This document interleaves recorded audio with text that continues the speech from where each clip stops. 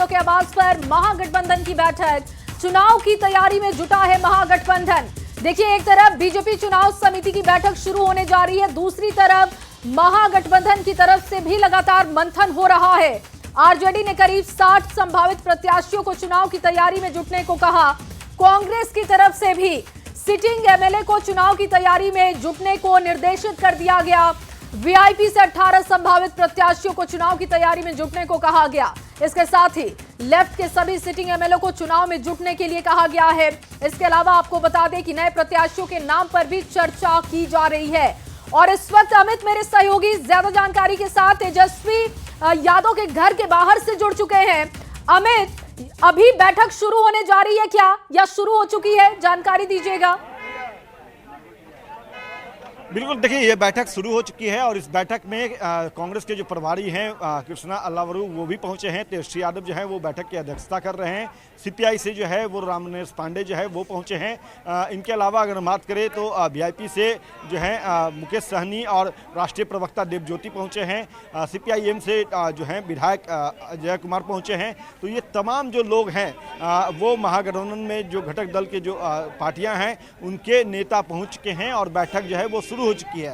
बैठक से पहले जब हमने बात करी, चाहे मुकेश सहनी की बात कर ले, कृष्णा अल्लावरू की बात कर लें, या फिर अजय कुमार की बात कर ले, या फिर हम बात कर लें रामनरेश पांडे की, सभी ने एक सुर में कहा है कि ये बैठक जो है वो बेहद खास, बेहद महत्वपूर्ण है। और आज इस बैठक में सीट शेयरिंग का फॉर्मूला जो है वो साफ हो जाएगा और जो कैंडिडेट्स हैं वो उनके ऊपर भी जो है फैसला ले लिया जाएगा, निर्णय ले लिया जाएगा। तो अभी ये बैठक जो है वो शुरू हो चुकी है और बैठक कितने देर तक चलेगी, इसकी अवधि क्या होगी, इसके बारे में कुछ कहा नहीं जा सकता। लेकिन एक तरफ जहां एनडीए घटक दल की जो है बीजेपी जो है चुनाव समिति की बैठक चल रही है और वहां से बहुत कुछ बातें जो है वो सामने नहीं आ रही है, लेकिन यहाँ की अगर हम बात कर ले तो यहाँ पे चाहे वो वीआईपी के जो प्रमुख हों या फिर चुनावी चर्चा है, लंबी चलेगी, ये लाजमी है। लेकिन कहा जा रहा है, जानकारी ये मिल रही है कि महागठबंधन में जितने भी घटक दल हैं वो सभी दल अपने अपने सिटिंग एमएलए को चुनाव की तैयारी करने को कह रहे हैं।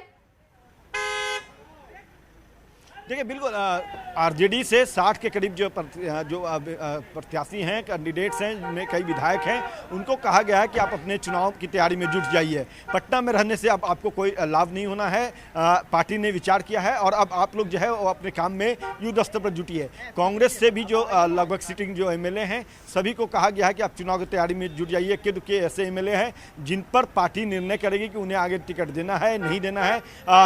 उसी तरह से लेफ्ट की बात करें तो लेफ्ट के जितने भी विधायक हैं, सिटिंग एमएलए हैं, सभी को चुनाव में जुटने को कहा गया है। नए जो चेहरे होंगे, चूंकि कई जो है वो प्रत्याशी बदले जाएंगे और चूंकि महागठबंधन भी चाहती है कि 100% स्ट्राइक रेट हो, हालांकि ऐसा होता नहीं है। हर बार जो है नए चेहरे को लाया जाता है, जो कैंडिडेट्स हैं, जिताऊ कैंडिडेट्स, उन पर जो है वो पार्टियां दांव खेलती है। तो इस बार भी जो महागठबंधन की जो पार्टी है, शामिल जो है तमाम दल, चाहे कांग्रेस हो, आरजेडी हो, वीआईपी हो, सीपीआई सीपीएम हो, सभी जो है वो वैसे भी जिताऊ कैंडिडेट पर दाव खेलने की कोशिश करेगी।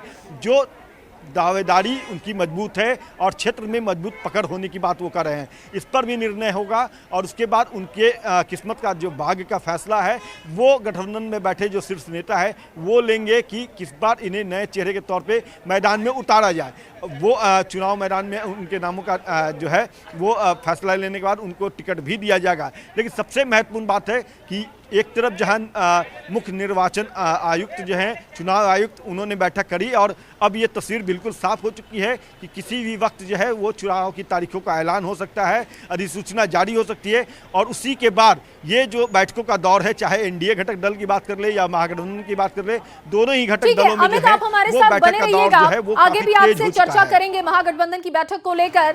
लेकिन मुकेश सहनी ने बैठक से पहले क्या बयान दिया, अपने दर्शकों को सुनवाते हैं। बैठक में क्या होने वाला है?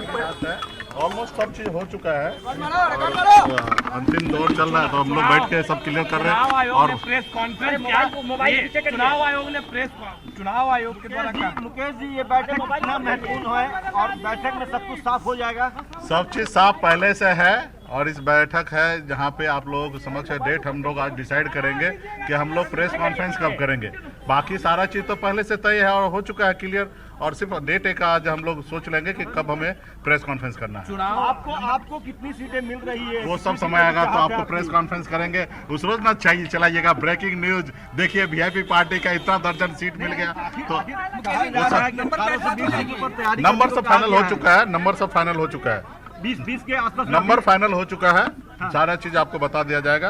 वीआईपी पार्टी कितना सीट जेडीयू के लोग एक चरण में चुनाव करवाने की बात कर रहे हैं अब क्या है, नीतीश जी को तो भाषण देना नहीं है क्योंकि बैठक में क्या होने वाला। एक बार फिर से बीजेपी